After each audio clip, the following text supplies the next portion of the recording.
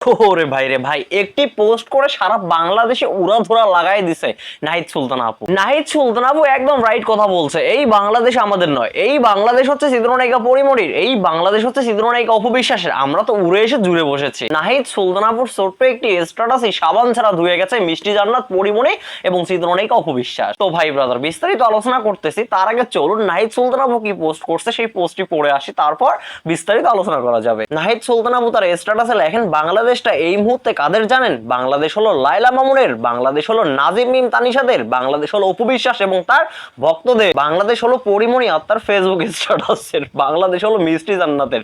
এর বাইরে আমি এই মুহূর্তে ফেসবুক খুললে আর কিছু দেখতে পাচ্ছি না। তো ভাই ব্রাদার, লজিক দিয়েই কিন্তু নাহিদ সুলতানের কথাগুলো বলেছে। নাহিদ সুলতান আপু কিন্তু একটা রং কথা বলেনি। তো চলুন দেখি তারপর তিনি কি বলেছে। এর চেয়ে ভালো ইউটিউবে নাটক দেখা, মুভিও দেখলাম একটা, বুবলি আর আদর আজাদের লোকা, ভালো লেগেছে। বুবলি বেশ ভালো অভিনয় করেন, ওনার সম্ভাবনা রয়েছে প্রচুর। ওনার উচিত হবে আরো বেশি বেশি কাজে মনোযোগ দেওয়া, বিশ্বের ভালো ভালো পরিচালক এবং ভালো ভালো অভিনেতা অভিনেত্রীদের মুভি দেখা। এই একটা ক্ষেত্রে নায়ক শাকিব খানকে অনুসরণ করতে বলবো আমি। সোশ্যাল মিডিয়ায় কি হয় না হয় এইসব নিয়ে মাথা না ঘামিয়ে নিজের কাজে মন দেওয়া, এতে করে সম্মান যেমন বাড়বে, সফলতাও তেমনি ঘন ঘন করা নাড়বে আপনার দরজা। ভাই ব্রাদার, নাহিদ সুলতান আপুর স্ট্যাটাসটি পড়ে আমি ইমপ্রেসড হয়ে গেছে। তিনি শুরুতে যে কথাগুলো বলেছেন, শেষে এসে তিনি তার থেকে অনেক গুরুত্বপূর্ণ কথা বলেছেন। তো যাই হোক, এখন আসি মূল পয়েন্টে। আসলেই কিন্তু রাইট কথা বলছে। বাংলাদেশটা কিন্তু আর বাংলাদেশের মাঝে নেই, বাংলাদেশটা হয়ে গেছে কিন্তু মামুন আর লায়লার, বাংলাদেশটা হয়ে গেছে চিত্রনায়িকা পরিমণির স্ট্যাটাসের, বাংলাদেশটা কিন্তু হয়ে গেছে চিত্রনায়িকা অপবিশ্বাস আর তার ভক্তদের। এই ব্যক্তিগুলোর জন্য সোশ্যাল মিডিয়ায় কোনো ভালো নিউজ পাওয়া যায় না। ফেসবুক ইউটিউব খুললেই এদের নিউজ বারবার চোখে পড়ে, মনে হয় এরা যেন কি হয়ে গেছে। বিশেষ করে অপবিশ্বাস আর তার গুণধর ফ্যান ফলোয়ারদের জন্য তো ফেসবুকেই যাওয়া যায় না, মনে হয় বাংলাদেশটা তাদের পৈতৃক সম্পত্তি,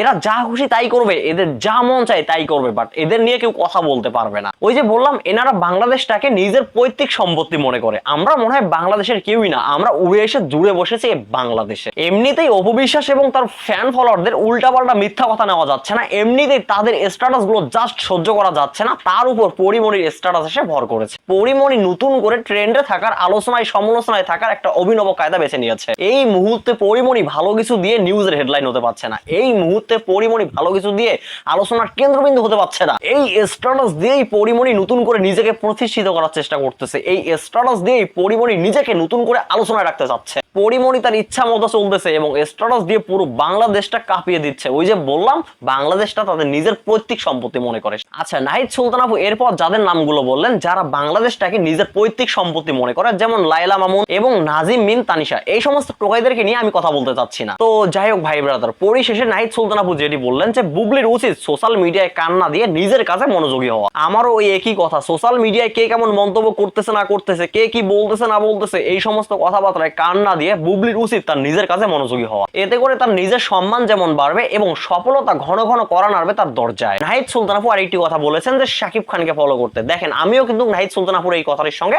পুরোপুরি একমত। কে কি বলতেছে না বলতেছে সেই সমস্ত কথায় শাকিব খান কখনো কান দেয় না। শাকিব খান সবসময় তার কাজের মধ্যে ফোকাস করে, শাকিব খান সবসময় সোশ্যাল মিডিয়া থেকে বিরত থাকে, এইটা আমার সব থেকে বেশি ভালো লাগে। আর বুবলি আপুও কিন্তু সোশ্যাল মিডিয়াতে এমন একটা কান দেয় না, তবে বুবলি আপুর উচিত সোশ্যাল মিডিয়া থেকে নিজেকে আস্তে আস্তে সরিয়ে নেওয়া। সোশ্যাল মিডিয়া থেকে নিজেকে সরিয়ে নেওয়া বলতে আমি এটাই বলতে চাচ্ছি, সোশ্যাল মিডিয়ায় কে কি বলতেছে না বলতেছে এই সমস্ত কথাবার্তায় কান না দেওয়া, আমি এটাই বললাম। তো যাই হোক ভাই ব্রাদার, নাহিদ সুলতান আপুর স্ট্যাটাসটি অত্যন্ত গুরুত্বপূর্ণ ছিল এবং অত্যন্ত যুক্তিসম্মত। তো ভাই ব্রাদার, নাহিদ সুলতান আপুর এই স্ট্যাটাসটি শুনে আপনাদের কি মনে হচ্ছে? আপনাদের মূল্যবান মতামত কমেন্টে বলবেন। সবাই ভালো থাকবেন, সুস্থ থাকবেন, পরবর্তী ভিডিওতে আবার দেখা হচ্ছে।